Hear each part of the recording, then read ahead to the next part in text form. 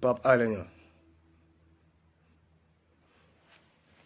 il faut que je parle à Pape Alé Niang. Big respect, mes amis. Il faut que je parle de Pape Alé.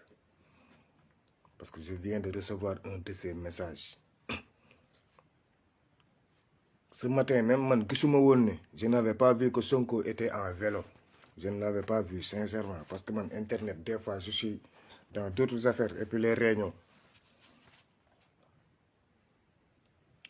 Pape Alé, il est malade. Il a été évacué à l'hôpital, certes. Mais Néna, focus sur le 5e président.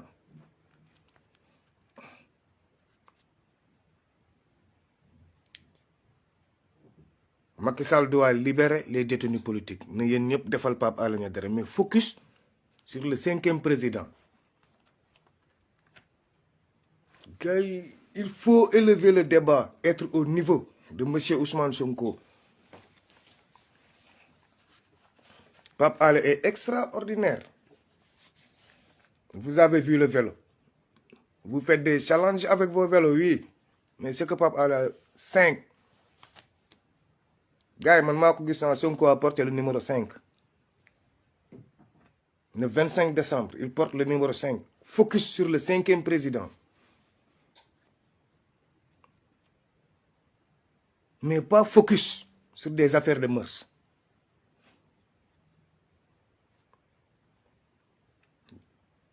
Je suis souffrant, mais je suis un peu malade. Mais le pays va mal, c'est nous tous. Le pays va mal. Focus sur le 5e président. Ousmane Sonko, c'est 25 décembre. Il s'est habillé en chiffre 5. Maillot Sénégal, numéro 5. Ça veut dire que maintenant, s'il vous plaît, laissez-moi vos affaires là. Maintenant, focus sur le 5e président. Qui, le 5e président? Ousmane Sonko. Mais qui va élire Ousmane Sonko? Ousmane Sonko ne va rien faire seul.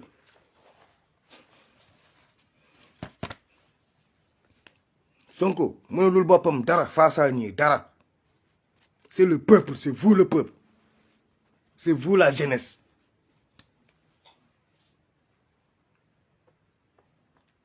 Il y a quelque chose sur la situation géographique actuellement en Afrique. Je vous ai expliqué depuis mes vidéos. La porte ouverte au niveau du Mali, si ça se referme, c'est d'ici 100 ans que cette nouvelle ordre mondiale-là, que ce changement-là aura encore lieu.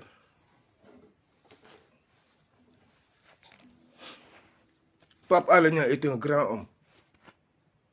Maintenant, ce n'est plus la peine de dire focus sur 2024. Non, non, non. Focus sur le 5e président.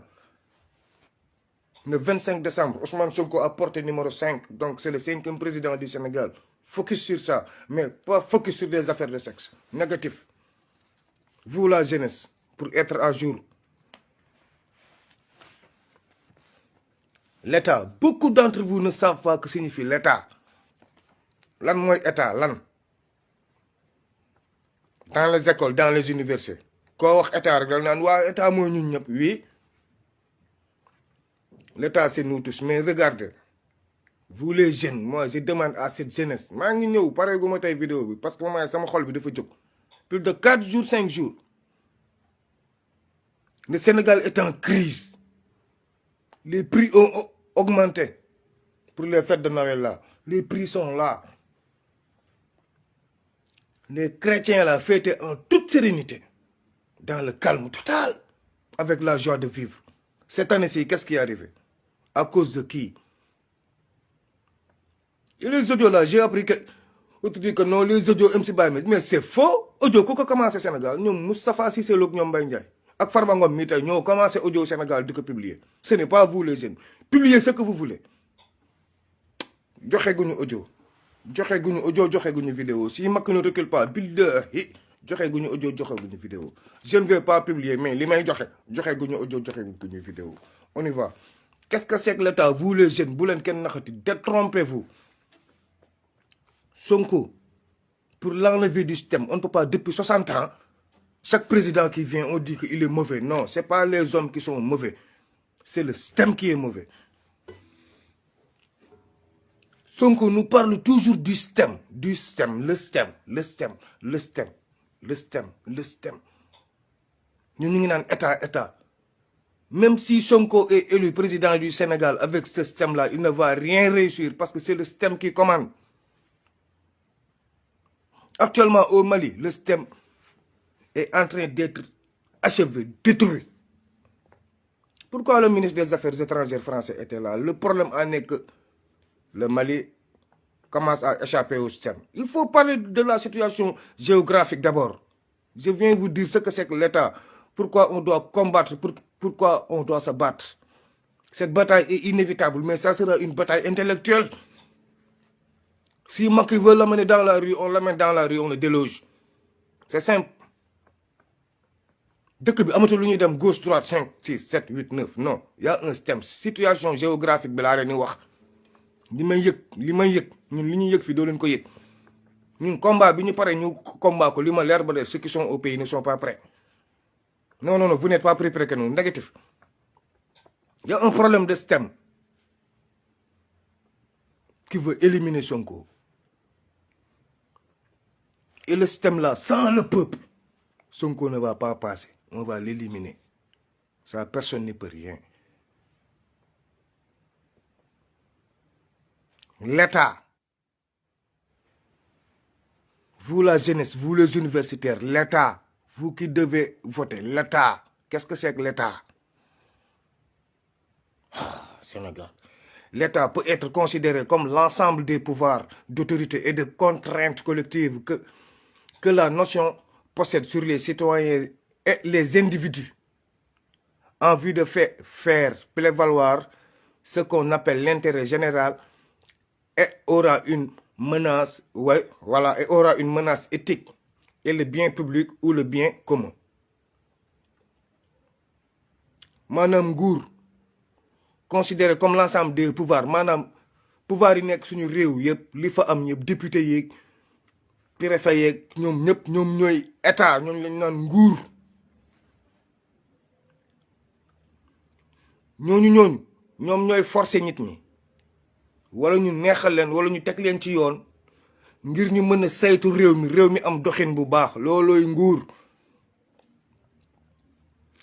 état ci biir état loo xam ci constitution la nekk doo leen ko jàng école la notion d'état qui appartient au vocabulaire du droit public pour désigner une unité souveraine formée par des populations vivant sur un territoire défini et reconnu comme une organisation juridique et politique de la société internationale. L'État, je suis toujours lan mooy État. Qu'est-ce que c'est que l'État? Il faut connaître l'État pour pouvoir se descendre, pour pouvoir se défendre en face de ces gens-là. Vous la jeunesse, écoutez s'il vous plaît. Pour avoir vos droits, maintenant on vous lit vos droits en tête. Sénégal, il y a un manque criard de droits. J'ai des problèmes dans ce pays. Rôle de l'État. Quel rôle doit jouer l'État dans un pays? En ce sens, la mission première de l'État est de permettre l'exercice de la souveraineté nationale qui appartient au peuple. Article 3 de la Constitution du 4 octobre 1958. En particulier, l'État édicte les règles de droit, lois et décrets. Macky Sall balaa muy jël loi balaa muy jël décret balaa muy def lu nekk def ci war a waxtaan ak population bi. Kan mooy représenter état kan ñun soo waxee ministres yi ñëw sàcc suñu xaalis les voleurs là on ne les a pas formés en tant que ministre. Il n'y a pas de qualification ministre, il n'y a pas d'école d'où sortent les ministres, ça n'existe pas. École bu ministre yi génn amul.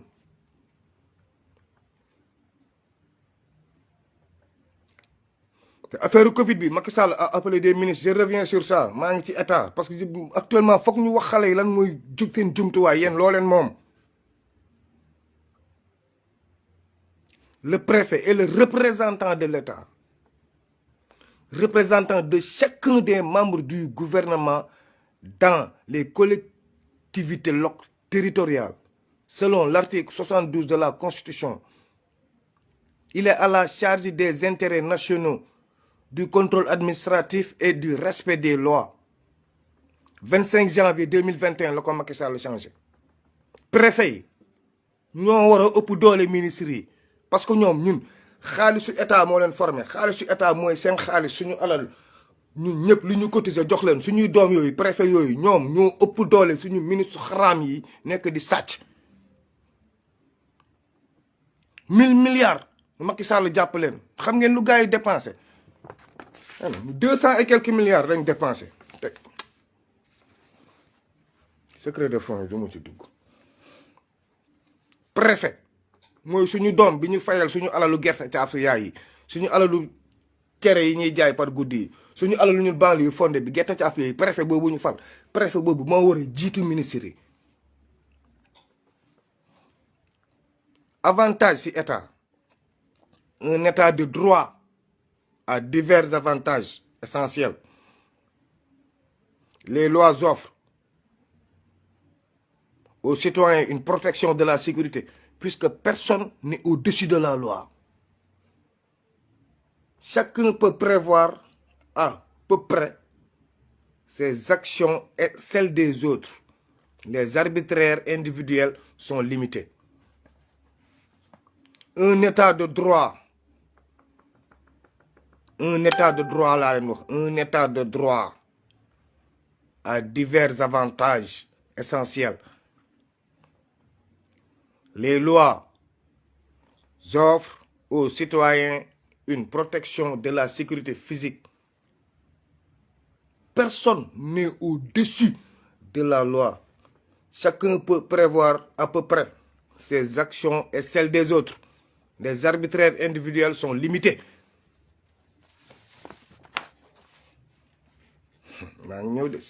Personne n'est au-dessus de la loi. De quelque manière qu'apparaisse l'État, son existence implique systématiquement la réunion des trois éléments constitutifs: le territoire, la population, le pouvoir politique, élu par la majorité des peuples. En Afrique, pourquoi nos États font ce qu'ils veulent? Je prends l'exemple du Sénégal. 17 millions de Sénégalais. Senghor n'a rien fait. Oh, il y a combien de votants? Il y a combien de votants? Il y avait 7 millions de Sénégalais. Combien de votants? 900 000. Abdou Diouf, avant qu'il quitte, on était monté jusqu'à combien? 11 millions. Combien de votants? 2 millions. Pourtant, Abdou Diouf n'est pas bon, il quitte. Abdoulaye Wade, avec toute sa génie, Abdoulaye Wade, avec ce qu'il était, il y avait combien de votants sur 17 millions de Sénégalais? Même pas 4 millions de votants. Macky Sall, premier 65%, avec combien de votants? 5 millions de votants sur 17 millions de Sénégalais. 12 millions qui n'ont pas voté. En 2019, combien n'ont pas voté? Combien n'ont pas voté en 2019? Là, même pas 1 million de votants. Même pas 1 million 500 de votants. Pour un État qui doit diriger 5 ans. Pour des hommes qui doivent diriger 1000 milliards, non, 6600 milliards de budget. Sur 17 millions d'habitants. Il y a 1 million 700 qui vont élire 10% de la population. Après, bu ñu jógee naan dëkk bi dafa metti, dëkk bi dafa metti, dëkk bi dafa metti. Ana seeni carte?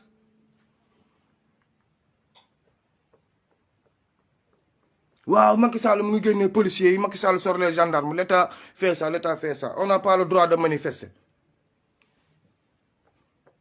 Votez pour manifester. Le peuple est plus armé que l'État. Le peuple est 10 000 fois plus armé que l'État. Mais c'est dommage, on a réduit le peuple en néant. Et ça, c'est le système qui l'a fait. C'est le système qui refuse que le peuple vote.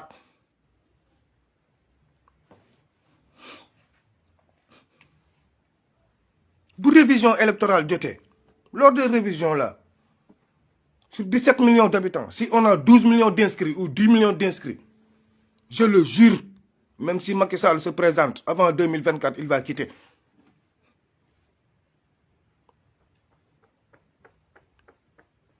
Ouais. 17 millions d'habitants, je vous dis. Il n'y a pas 2 millions qui vont voter pour un président élu. Pour 17 millions de Sénégalais. Parce que le président là ne sera jamais élu pour 2 millions de votants. Pour ses votants. Jamais de la vie. Un président ne sera jamais élu pour le nombre d'inscrits sur la liste électorale. Il y a 6 millions d'inscrits. Le président est élu. C'est faux. Nous sommes plus armés. Si vous voyez les morts, les manifestations et tout ça, ceux qui n'ont pas voté et qui parlent rapapap en sont responsables.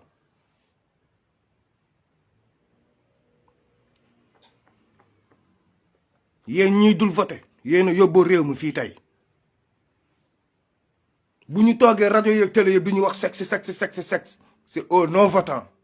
C'est vous qui avez jeté vos armes de guerre, votre carte électeur.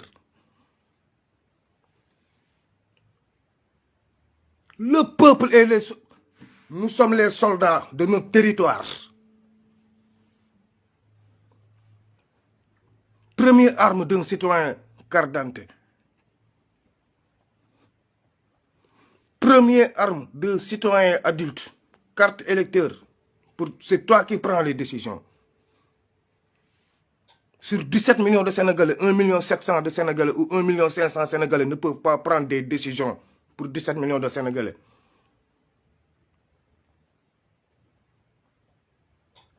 Un million de Sénégalais ne peuvent pas prendre des décisions sur 17 millions de Sénégalais. Dëkk bi wax du fi jeex.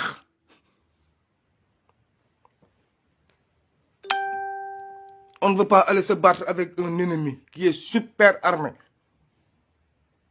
Là, on parle de la population. On ne parle pas de la police ni de la gendarmerie. Eux, c'est des fonctionnaires.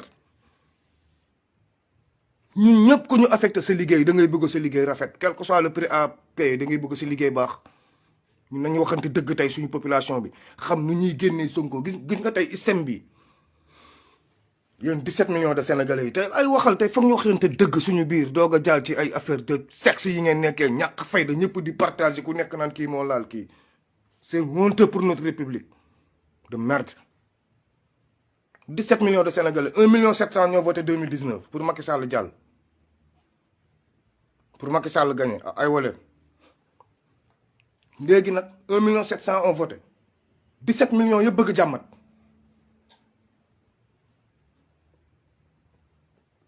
Ñi nga xam ne voté wu ni boo leen amoon jom doo leen wax. ñi amul carte électeur te doon ay magum jëm ay muskalaf boo leen amoon jom doo leen wax man attendez moo tax 1000 milliards yi xam nga ñoom ñoo war a wax si 1000 milliards yi ku ciy waxati à la radio ou à la télé andil sa carte électeur teg gis nga Sénégal foog ñu yóbbu ko foo xam ne pour se faire respecter cette nouvelle ouverture au niveau de l'Afrique de l'Ouest bu nekk Mali seul le peuple sénégalais peut décanter la situation géographique. Comment? Pas par coup d'État. Coup d'État, c'est par les armes, non. Les armes les plus fatales, c'est les cartes électeurs. Cartes électeurs. S'il y a 10 millions d'inscrits, Sonko peut changer le système par force. Par force. Mais 1 million d'inscrits, si Sonko touche le système, on lui pète. Dieu veut la vérité. Ça, c'est un système. Yéen ñi toog na Sonko oui Sonko allez vous inscrire allez voter. Au minimum cette nouvelle génération là faut que ñu xam ne le Sénégal est en train de changer avec 10 millions d'inscrits.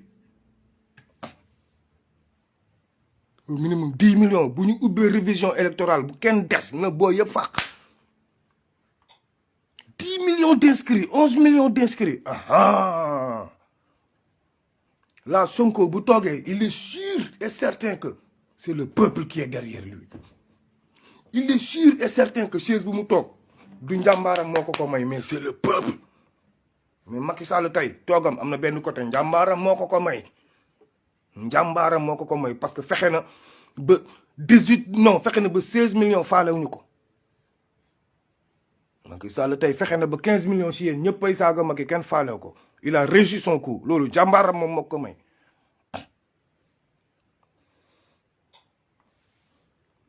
Sonko tey jàmbaaram askan wi la ko tay la jaay ñu ko nañu lii laa mën jënd leen ko 5e président le 25 décembre on doit avoir au minimum cette année-ci 2024 def lu Afrique que personne n'a fait. Sur 17 millions de Sénégalais, prions Dieu qu'il y ait 6 millions qui ne peuvent pas voter, qui ne sont pas encore adultes. Mais tous les 11 millions auront une carte électeur. Qui waxati ci internet brandir sa carte électeur. Macky Sall xam ne mooy loolu. Faut se faire respecter, nous la population là. Ñu ñoo mën a ragaloo Macky Sall. Mais mun ñu toog di saaga ndey ci internet bi. di toog di jàpp ataaya di kii su vote jotee nga ne waaye man affaire politique sama yoon nekk ci ba pare su dëkk bi mettee ñun ñëpp on se l'ouvre di wax la faute c'est nous le peuple c'est nous politiciens ni nga ko yabalee la lay dawalalee sa oto boo ko yabalee conteneur bi ba mu bloqué mu leer ko ne yaa ngi koy surveiller bu yëngatoo nga day ko du def dara mais nga yebal ko naan ko si nekk alalu borom barke lu mu la wax nga naan ko si c'est vrai man duma alalu borom barke kenn Sénégal nag daa bëri alalu borom barke ngeen foog li moo la amoor gën di wax ni c'est la triste vérité pure vérité il n'a pas encore tout dévoilé Macky Sall recule tant qu'il est encore temps tant qu'il est encore temps, recule.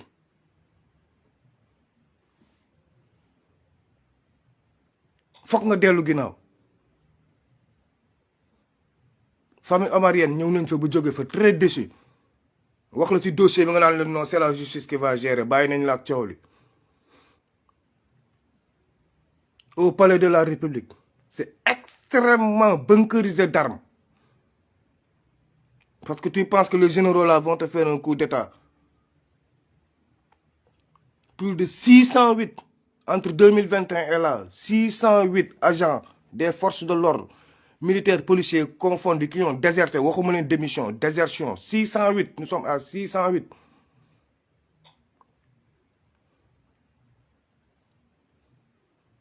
La garde présidentielle GP, dinañ ko relever janvier bi. Pour défendre leurs forces là qu'ils sont en train de former. Des militaires aguerris, des combattants aguerris. Parce qu'il y a des généraux dignes qui ont préféré prendre une retraite anticipée. Gars yi Sénégal a ngi yëngatu waxtaan wax dëgg neex yàlla les secrets yi ñu naan ay secrets armes kii c'est faux. Les généraux sont en train de quitter. ñu digne ils quittent. ñu indigne ñoo fa des. Pour un sale dossier affaire bu salte bi yow Mamour Diallo t'as dit la vérité eux tous ils t'ont dit la vérité maintenant hop il faut que Sonko soit inéligible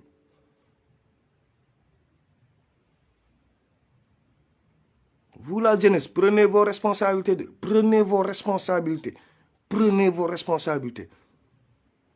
Une première menace est là devant vous. Au mois de janvier, là, ça sera chaud, fin janvier. Fin janvier, d'ici le 3 février. Parce que pour aller en procès, on ne peut pas ramener un violeur en procès. Ne l'en Sonko, il a violé. Non, on va le ramener en procès, mais il ne sera pas en prison. C'est faux. Ils vont l'arrêter, le mettre en prison d'abord. Même si c'est 1 mois de détention pour le ramener en procès, ça c'est obligatoire. Crime. Et non, on va l'amener d'abord en prison. ñëpp wax nañu nag mu të ku ne fi xalif généraux yi ku ne fi kër kilifa diine yi waxuñu c'est pas vrai parce que yëgu leen luy xew palais ajuma palais tàng na jëpp actuellement la république est secouée la république sénégalaise est secouée maa leen ko wax tey je signe je persiste di ngeen ko dégg ci journaux yi suba wala mardi suba sax férié la di ngeen ko dégg mardi le Sénégal est secoué actuellement secoué gravement secoué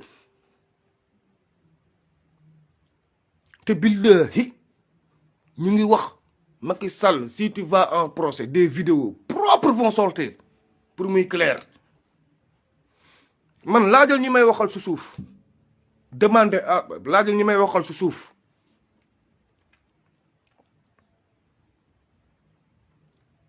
Mollah, il a des audios de 2021.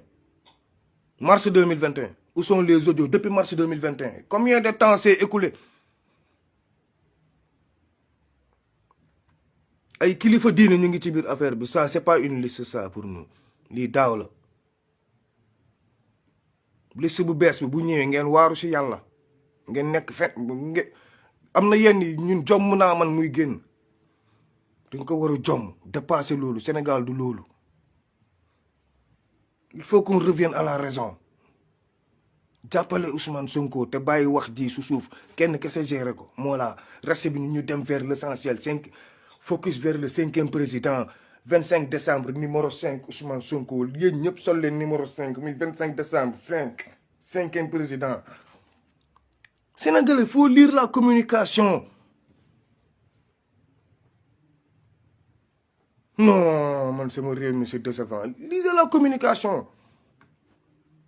Topp leen Sonko ci timing am ci rythme am. Mais topp ay pervers ici. Non. Quand même, il faut qu'on avance les gars. On avance vers le 5e président. Comment le lire? C'est le peuple. Yéen la jeunesse yéen a mun fal waa ji munul fal boppam.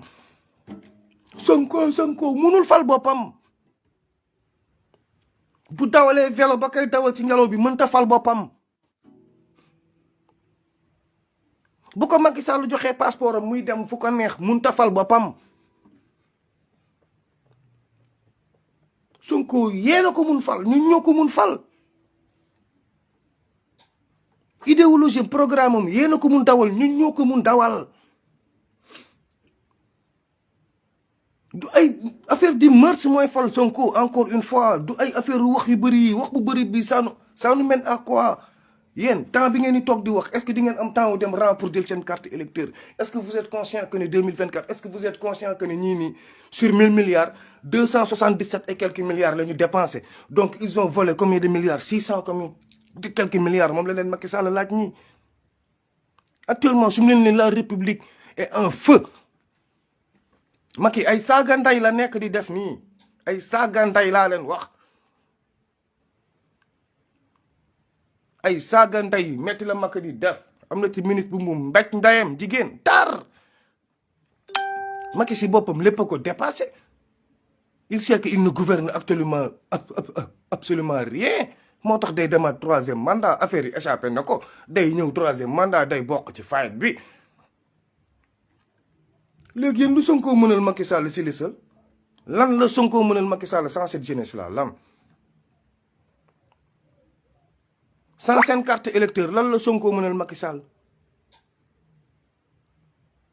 sans seen carte électeur vous la jeune sans seen carte électeur lan la Sonko mënal Macky Sall plus de 60 jeunes yu may waxal messenger comme si ne waa booy an sa carte électeur nga ne waaye grand man de mën leen regardez-moi c'est bêtise grandiose là ba pare ko wax ma naan la système bi vous ne connaissez rien du système xamu leen du système 1 million nit mënuñu ko changer sur 17 millions système au minimum il faut que Sonko soit sûr que sur les 17 millions de Sénégalais il y a 65% d'inscrits foog ñu dépasser la barre des 9 millions d'inscrits jour du vote 2024 foog ñu dépasser la barre des 9 millions de votants su boobaa bu Sonko ni tubaab sawal tubaab saw bu ko ni puubal tubaab puub mais 1 million kese bu ñu voté qui ne dit rien et consentant faraay wax xeex yéen te xamu leen ñan ñooy xeex waa ji c'est les multinationales ñoo koy xeex Sénégal amul kilifa gu fii taxaw ni Sonko nga faral ma dóor sama dëgg na la waxoo dëgg.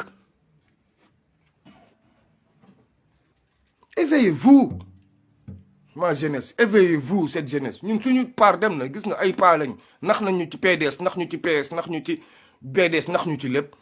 yéen tam gis nga chance bi bu leen rëccee bil de 3020 ngeen di amaat ku mel ni Sonko 3020 3022 ngeen di amaat ku mel ni Sonko Macky Sall ji ñaat ko viol ya xalaat leen ko Afrique nii lay mujjee on y